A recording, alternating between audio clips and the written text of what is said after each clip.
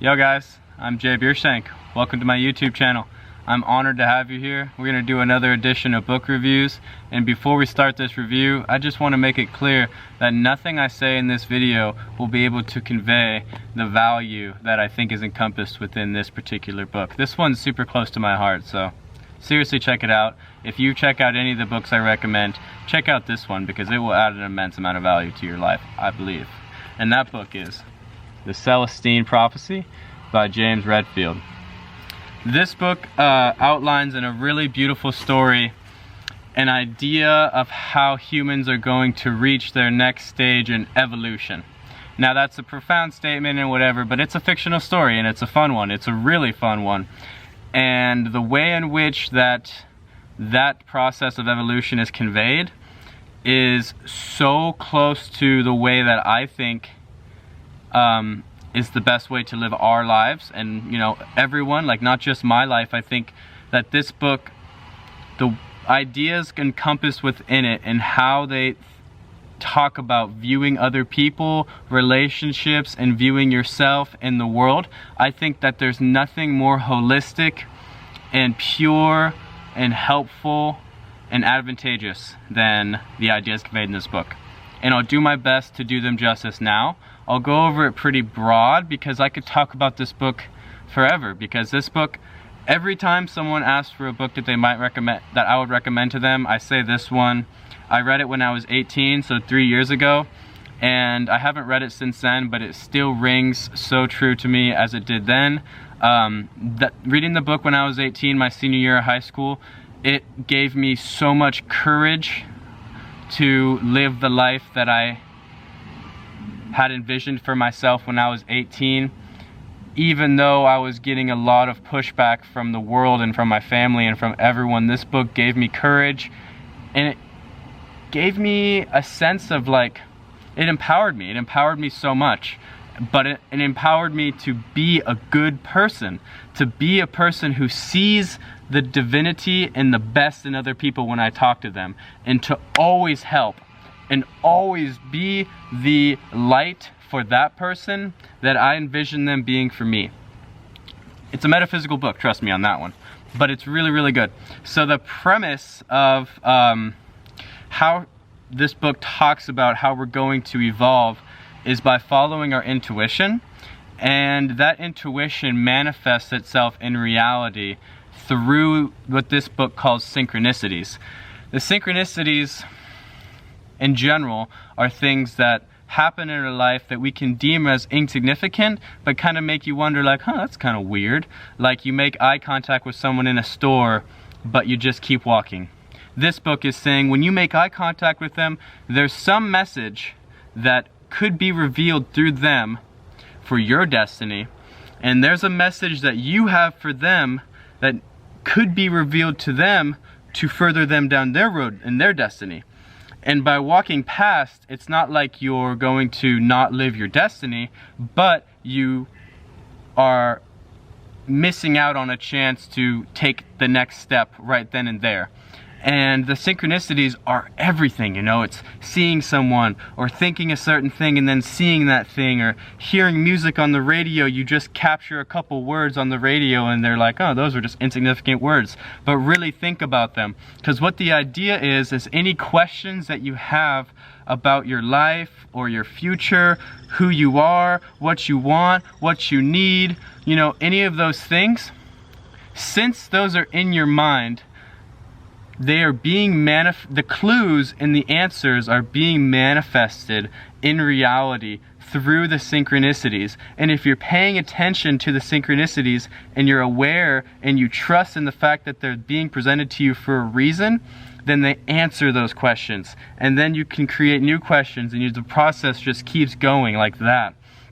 And that's so empowering. It's so empowering because instead of second guessing yourself when you want to do something, you just do it because you know that you're following your destiny. Now, that could obviously, if your intuition is telling you to do bad things, I'm obviously not advocating for that by any means, because this book also has a lot of ideas that revolve around, so there's an idea called control dramas. And control dramas are the way that you've learned to feel empowered in social situations, but the empowerment is one-sided. When you look at the world like you're on a path and you're all on your own and you gotta work hard and you gotta, you know, it's like the responsibility is wholly on you.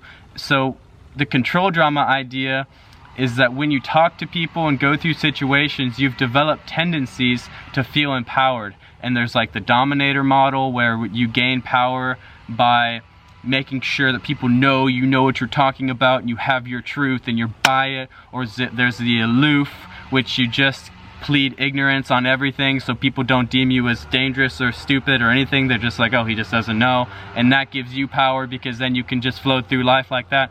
Or there's the victim, or there's another one, I can't remember all of them. But reading about those and starting to think about that is so good. It was so good for me, because I realized that a lot of my tendencies, I realized why I did things, and it was just so enlightening for me. And then like when I stopped doing those things, I realized how much more free I was. Like, you know, I would play aloof a lot. That's what I identified with most when I was 18. I would play aloof. When I would be in a conversation with someone and I would start to feel like I wasn't empowered and I didn't have the upper hand, so to say, I would start to act like everything they were telling me was new and valuable information. That way they would keep talking and I could feel like I was a good listener, and I could feel like they wanted to talk to me, and I felt like I was making them feel smarter and more powerful, even though underneath that was the reality that I knew everything that they were saying. It wasn't new to me, it wasn't interesting, but I would play aloof and act like it was, because that gave me power, because then I could be in this state where I just kind of sat there and I just made them feel good. It was like people pleasing almost. Like I was people pleasing, but I was people pleasing to pacify my own feelings of insecurity, something like that. And when I realized that, it was like, holy shit, like now every time that I noticed that, I was able to work out of that. And when I'd start to feel like I didn't have the upper hand or I was stupid or things like that, I would just ask questions. It's about being vulnerable and transparent. And you can fall into the dominator mode. That's what I see so many people fall into the dominator mode, is the minute that when you start having a conversation and they feel like you're trying to boast, or you feel like, or they feel like you're talking down to them or anything like that, when you challenge their ego in any way, they just immediately get defensive and they want to insult something about you or blah blah blah blah. There's so many different ways that can manifest. So that's a really great thing to read about in this book, is the control dramas, because it helps you introspect and it helps you create a more holistic interpersonal life for you. And that's so important, because like we said before, the keys to your destiny are in the teachers that are the other people, and those people are coming into your life, divinely orchestrated into your life, to give you the answers to the questions that are in your mind that you might not even be conscious in the second that it happens that you have, but they're in there because those are your questions in the moment. Those are, you know, not in the moment even, but those are just the questions that are in your brain and that you're struggling with at that time. So that's so powerful, because you really start to realize that, holy shit, like that's not totally woo-woo. Like when you really start to follow all these synchronicities and you start to fearlessly you know, embark on this path of following your destiny or whatever, by, you know, engaging with the synchronicities of your life, it's like, wow, it is really empowering. And there are a lot of things that come up and you can just start answering question after question after question, and it just leads you down your path. And you start to realize, this book talks about like your life path, or like your purpose, and it talks about like your soul being incarnated into your body, and your soul having a mission when it's incarnated into the body, but it forgets it when it becomes material, because through the material form it basically becomes an identity and it gets lost within the ego. And it's really interesting, that idea. And then there's so the control dramas. And then also it talks about like a way to increase the synchronicities, and the way to be more in tune with them is by seeing the world as just energy, seeing everything as energy. Like looking at the tree and being able to just kind of zoom back a little bit and see it as a living, breathing thing, just, you know, full of energy and made of energy and radiating energy and centripeting energy. And then think of yourself as radiating and centripeting energy, and then being able to focus on those two or one thing, you know, those energy dynamics between you and the tree, and then being able to basically feel that. And then it says, like, when you're more in tune with the energy that is all around us, that encompasses us and nature and other people, then you're more in tune with the synchronicities, and you're braver to embark upon them because you realize and you understand more closely that those are leading you toward your destiny. Yeah, so this might sound super esoteric, and I'm a little bit excited. I don't know if you can tell, because I just love this book so much. And I might be explaining it in a profound way that doesn't make sense, and I'm sorry for that. But I'll go into a really practical thing here. So I started my spiritual journey. Spiritual journey is like trying to find some kind of spiritual grounding. Like, people could say their religious journey, but I call it a spiritual journey. When I was around 12, because I experienced a lot of trauma when I was a kid. And I knew that kids who experience trauma, they end up having conditioned patterns of behavior that they can become unconscious, and that they can stick with me for my whole life. So the point of me embarking on my spiritual journey was to become aware of those things and transcend them, no matter how hard, painful, and intense it may be.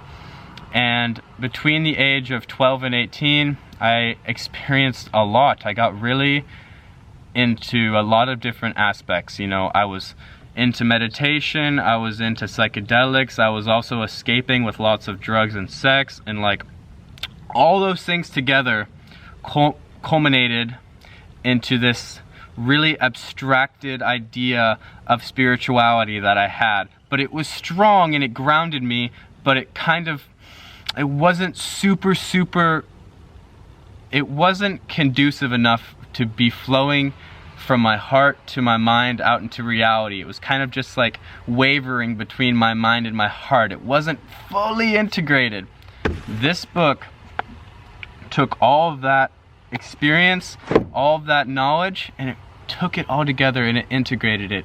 And it gave me just such a beautiful grounding in spirituality that I could then take and experience my life through, and it was so empowering. And I recommend it to everyone because it will help you work through trauma. It'll help you see the divinity within yourself. It'll give you a reason to try to see the divinity in others. And it'll give you a reason to try to see the divinity that is encompassed within this living, breathing organism that is the earth. Thank you guys for watching. Enjoy. Peace.